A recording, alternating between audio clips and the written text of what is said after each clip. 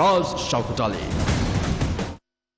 Well, good evening and a very warm welcome to Newsline Zoom. Zoom because the numbers are going up. That's the CV-19 pandemic numbers are going up and so on. So we're taking extra precautions. Our guest this evening is a member of the SJB. Knows a thing or two about economic matters and a few other things too, which we'll go into. He's none other than, of course, the economist Dr. Harsha de Silva. Very good evening to you, Dr. Harsha, and welcome on Newsline Zoom. Good evening, Faraz. Nice to be back. Now then, Dr. Harsha, Sri Lanka seems to be having several crises, and one of them, of course, is a foreign exchange crisis. How serious is the problem? How do you suggest that this government sort of makes the problem go away? The problem is extremely serious. In fact, when you called me this morning on SFM News, I told you that we may see some change in the forex management today. And this afternoon, it happened. So the rupee depreciated significantly from the 202 levels. That was obviously forced and artificial, to anywhere between 211 and 215 this evening. So except for the state banks who are still trying to hold on to the unrealistic rate, most of the private banks are at 211, foreign banks at 215. It may slide further in the coming days. So they broke through the artificial barrier to something more realistic. Now, what that would mean is that inflows may come in now, in that people who had dollar revenue probably were holding it outside with the hope of the depreciation so they can convert it to more rupees. Now that has happened, it may ease off a bit. But now that is just in the very short term. We saw three things happen in the last few days.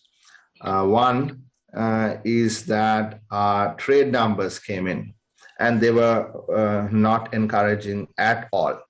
In fact, today, I saw my colleague Uday Gammampila had tweeted saying we are in a foreign exchange crisis. I think for the first time, a member of the government has accepted the reality and said use fuel wisely, because for the first 6 months, fuel cost was something like 18% of the forex bill on imports. Now, what the trade numbers suggest is that notwithstanding the import ban, imports are going up. Now, that is interesting because only 20% or less than 20%, about 18%, is for consumption goods, meaning food and medicine and everything else. About 60% is for what we call intermediate goods, fuel and coal and textile and chemicals and things like that, and fertilizer. And the rest, the remaining 20% is for capital goods, machinery and so on. So even though for the 6 months, import of vehicles had come down by something like 98%.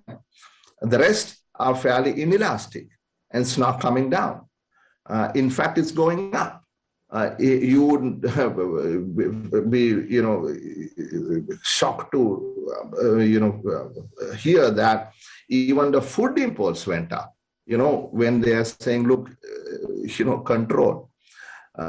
Then the other thing that we saw is that the remittances began to fall in June. Even though for the first 6 months, the cumulative remittances have been slightly more than last year. But if this trend is to continue, then we are going to have real trouble in the remittance inflow, which means we are going to run a much bigger balance of payments,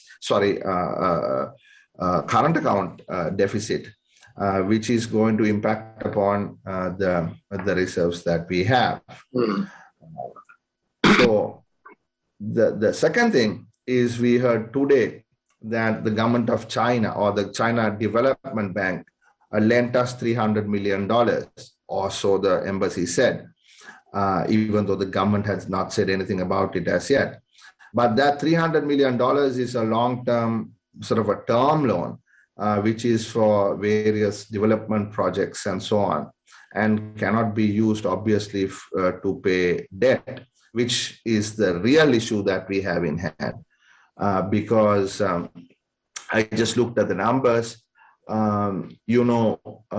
We have just a little more than $2 billion in usable reserves. When I say usable reserves, that means outside of the reserve gold that we have and other IMF deposits and so on. So with that, we have, in the month of August, $167 million to pay just in, I'm just looking at international sovereign bonds and Sri Lanka development bonds, principal and interest.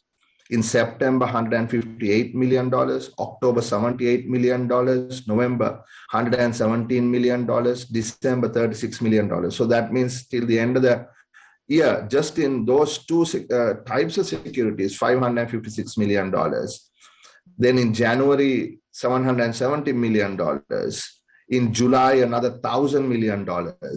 So we have, and this is besides roughly about $200 million a month that we have to pay in other loans, our project loans, China, India, World Bank, so on and so forth. So, and that is only the government. And then the banks, the private sector, they also have liabilities, commitments in dollar-denominated loans that they have to pay back. So just to let me conclude this. So in the next year, we have over $7 billion to pay the government and private sector. And we have about $2 billion in hand. We are expecting another just under $800 million from the IMF. That's a freebie, that's not connected to a program. And that's what we have. Well, $7 billion to pay and very little coming in. Revenue collection is way below expectations. So does this all mean that it is that we ought to be knocking at the door of the IMF? There's no other way out, Faraz. I've been saying this. The government has not been paying attention, or rather, they were not willing to listen to me, particularly, who has been the most consistent since October of last year, that they should look at restructuring our debt, because our debt is not sustainable. And if our debt is not sustainable, even China is going to shy away.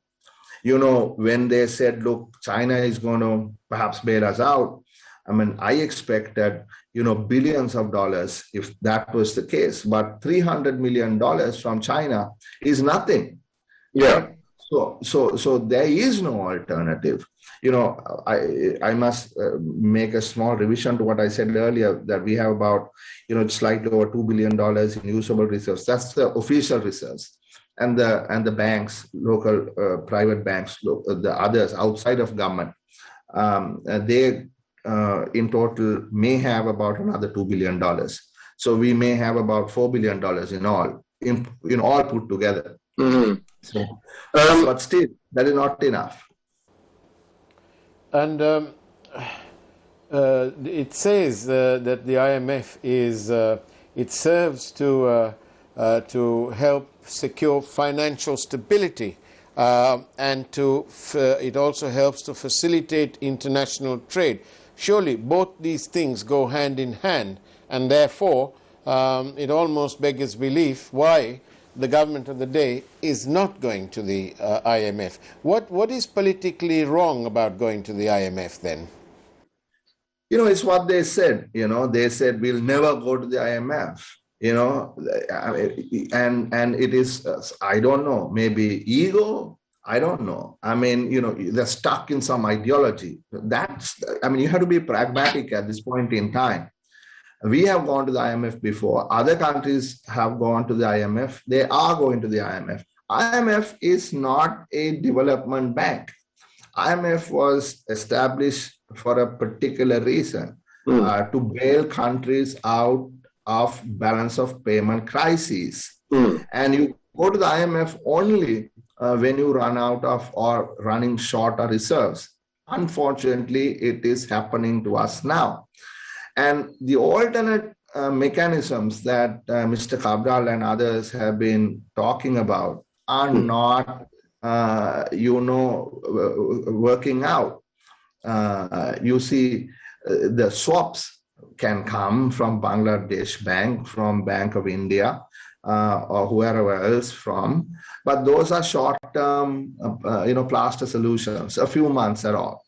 Maybe you can roll it over once, and then unless you have a staff level agreement with the IMF, they will not renew it.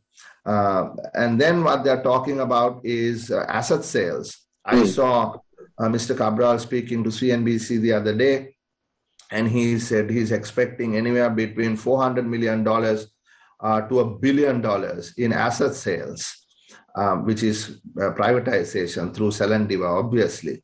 But what are we going to sell for $1 billion? That's quite a sum. They say, okay, we are going to sell the Air Force grounds, we're going to sell something else, we're going to sell the 80 Club. I don't know. How much are you going to get? They're going to sell the otters, they're going to sell the foreign ministry building. But that is a one-time cash inflow.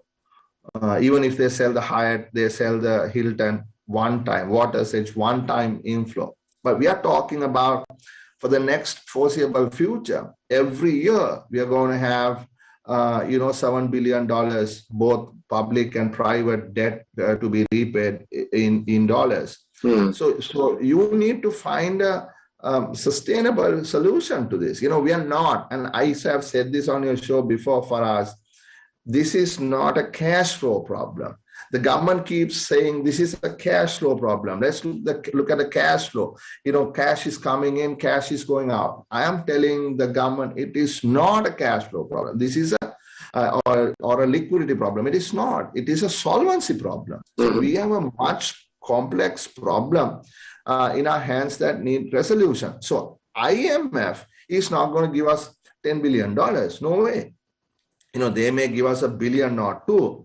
But what they will give us is something to go to market with, saying, look, they will give us confidence, or it'll give the investors confidence that we have a program in place that we are able to sustain or have a sustainable debt program, right there, sustainability in our debt, so that we can actually borrow. So IMF, with the help of IMF, we can restructure our loans, meaning I have been saying this, that we can reprofile our debt, meaning we get a period, say 36 months or something like that, where we don't have to make payments, like moratoria that companies got because they had problems due to various issues, and then use that money to keep the economy going, and then do what reforms we need to do, and then get back in the game.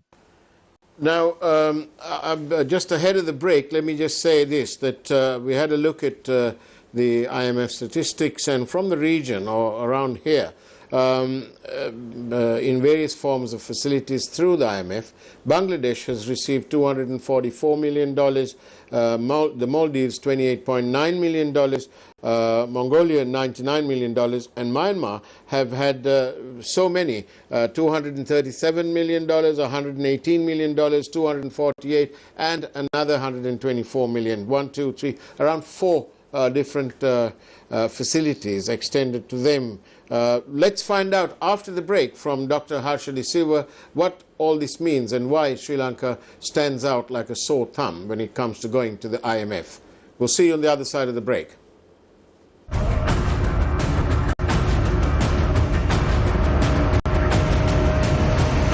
Newsfirst, Newsline with Faraz Shaukutali. Newsline with Faraz Shaukutali. And welcome back to Newsline Zoom. Our guest tonight is Dr. Harsha de Silva, economist and member of the SJB. Dr. Harsha, I mentioned a few figures that in various facilities that the IMF have given to Bangladesh, to the Maldives, Mongolia, and Myanmar, for example. Sri Lanka seems to sort of stand out like a sore thumb. And on top of all that, I want to ask you, whilst we're having this forex or foreign exchange crisis going on, is there any possibility that there may be a fuel crisis on the way? Well, I mean, those countries, almost all countries in the region and beyond, received some assistance from the IMF to deal with the COVID pandemic. Sri Lanka was the one exception. We did extend them a request for what is called a rapid credit facility, I think. Yeah. But it never went anywhere because they couldn't even, sit together to discuss this because they were at such, divergent positions. So therefore, that is the reason why we haven't got any money from the IMF.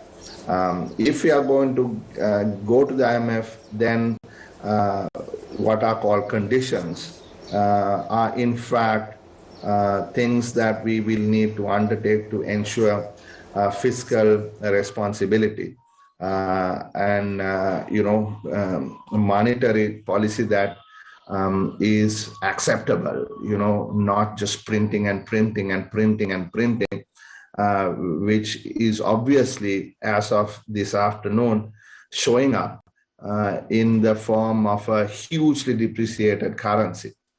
182, when they came in, and at least 215 today. So that's a massive fall. But mind you that this is not something happening across the board. It's not happening in any country in the region. It's just happening to Sri Lanka, right? And why that is, obviously, if you look deeper, you realize it is the mismanagement of the economy, both monetary policy and fiscal policy, in terms of the unbearable tax reductions given to the rich and so on. So the fuel issue that you asked about, is perhaps we should think a little deeper into the tweet by the Minister of Petroleum. Why did Udaya Gamampila tweet that this afternoon? Why did he say, please try to save on fuel, don't waste fuel? Does he know something that you and I don't know? We all know that they have had difficulty in paying for the fuel that came in. I know, it's well known that a tanker was sort of docked at the harbor for some time until the Ceylon Petroleum Corporation was able to scrape the barrel at the People's Bank and pay for the consignment. and they, I think, had to pay a large amount for the demurrage as well. So what are the priorities is the issue. What are we going to use the remaining few dollars that we have? So it's going to be sort of a day-to-day sort of management until we go to the IMF. And only when we go to the IMF and sit down and agree on a reform agenda, will we be able to get back up, because there are no alternatives. What they're talking about is not materializing. And Dr. Harsha, do you feel that they ought to do a U-turn when it comes to those tax cuts that they introduced as they came along? I mean, look at the profits some of the private sector companies are making. I am a private sector man. You know, I support private enterprise. I believe it is the fundamental responsibility of private enterprise to create wealth. The government is there to ensure that happens in an orderly fashion. Now, what has happened is that the tax cut that was supposed to help the regular person on the street, with lower costs in the expenditure basket, didn't happen.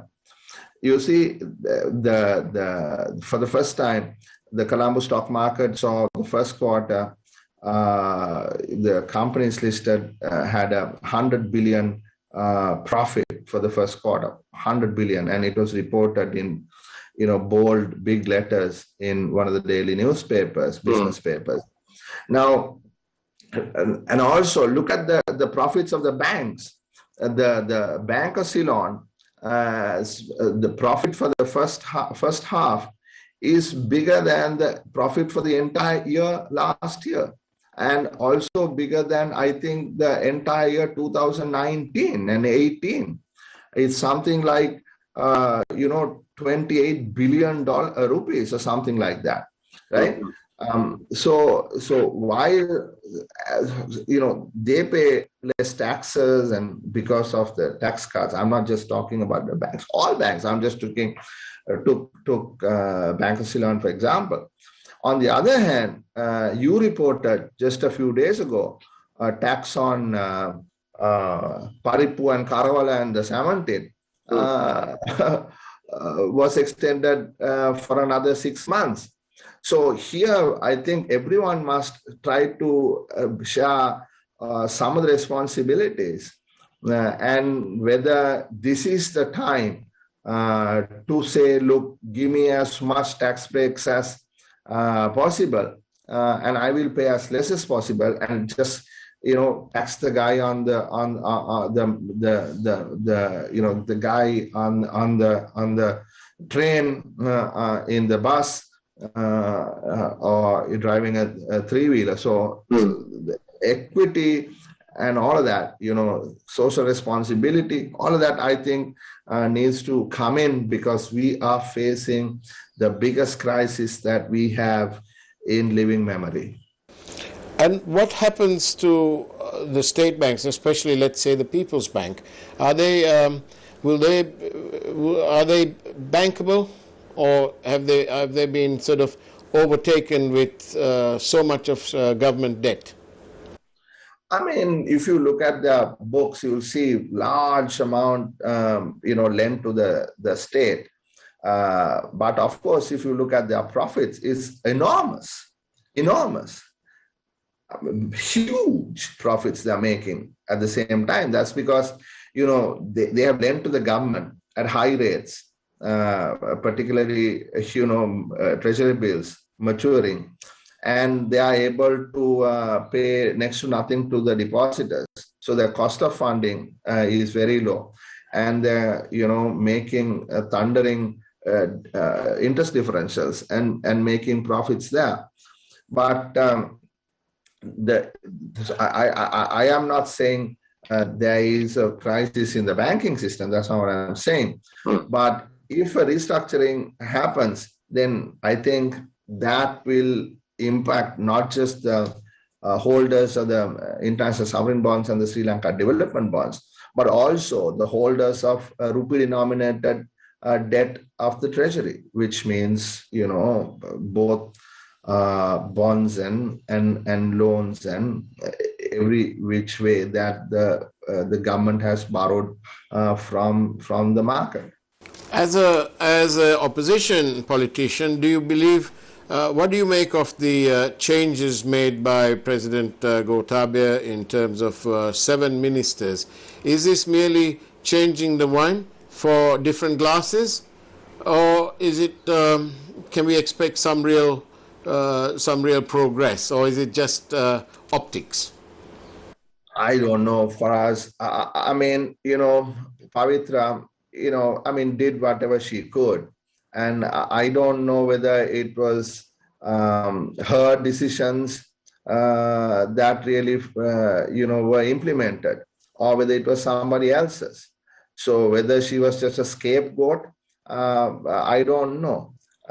Because if really she really had the authority and she was willing to listen to the professionals, this situation would not have been what we are today. So that question is there. Was she just a scapegoat? The others, I don't know. I don't know what Kehelia can do.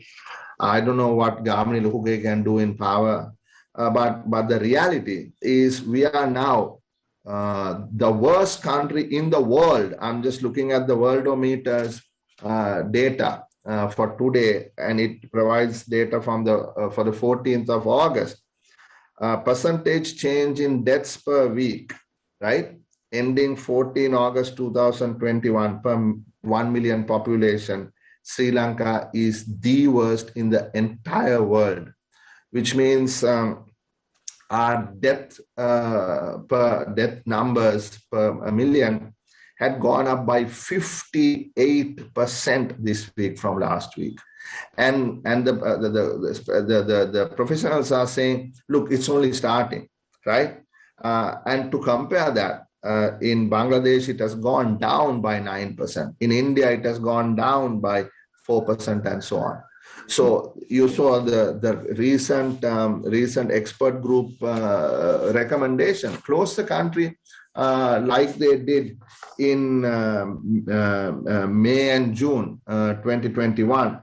What they call is an increased level of stringency, similar to May, June 2021 for 4 weeks, to avert 18,000 deaths by January 2022. 18,000 deaths. And this is the recommendation by the WHO and Sri Lankan professionals to, have come together and provided this recommendation. Mm-hmm. Give me 30 seconds. Let me read out some of the names so people know that this is valid, right? Yeah.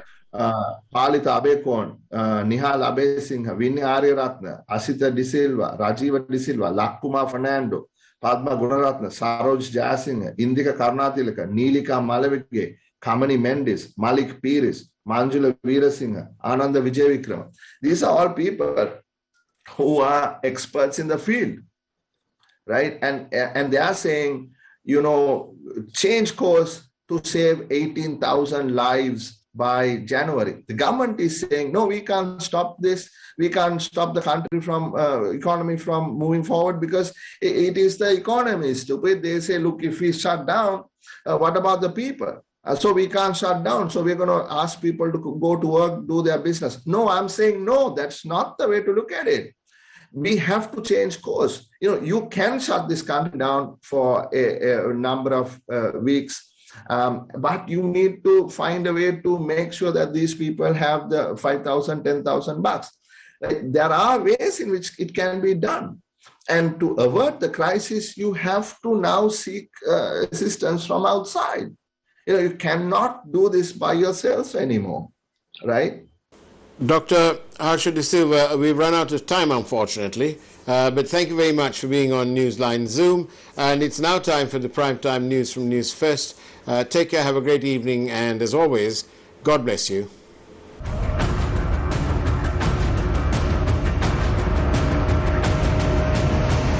News First Newsline with Faraz Shaukut Ali.